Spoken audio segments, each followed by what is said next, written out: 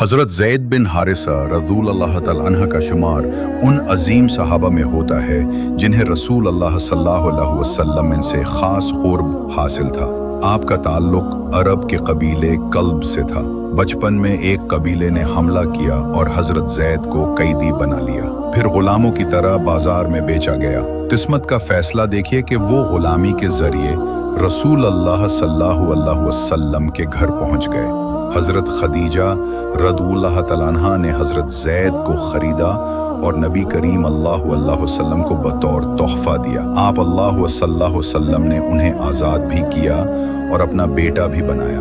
अहले मक्का उन्हें ज़ैद बिन मोहम्मद कहकर बुलाते थे।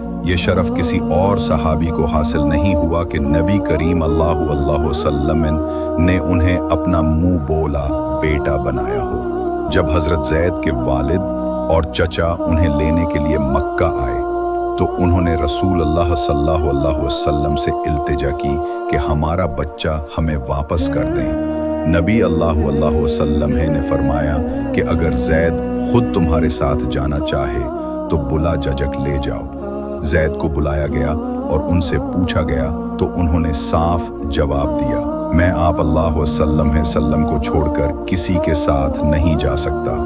ये नबी करीम सल्लल्लाहु अलैहि वसल्लम के हुस्न सुलूक और मोहब्बत का नतीजा था।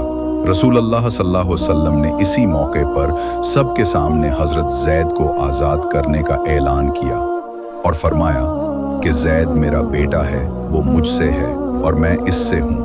इसके बाद हज़रत ज़ैद को ज़ैद बिन मोहम्मद कहा जाने लगा। ये इस वक्त तक रहा जब तक कुरान की आयत नाजिल न हुई कि मुंह बोले बेटों को उनके असल बापों के नाम से पुकारो। तब से हज़रत ज़ैद को दोबारा ज़ैद बिन हारिसा कहा जाने लगा। हज़रत ज़ैद को रसूल अल्लाह सल्लल्लाहु अलैहि वसल्लम से बेपनाह मोहब्बत थी।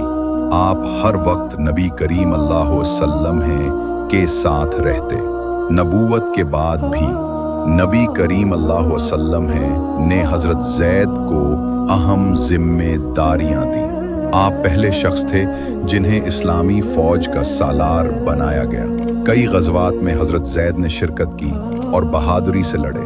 नबी करीम सल्लल्लाहु अलैहि वसल्लम हज़रत ज़ैद से बेहद मोहब्बत करते थे।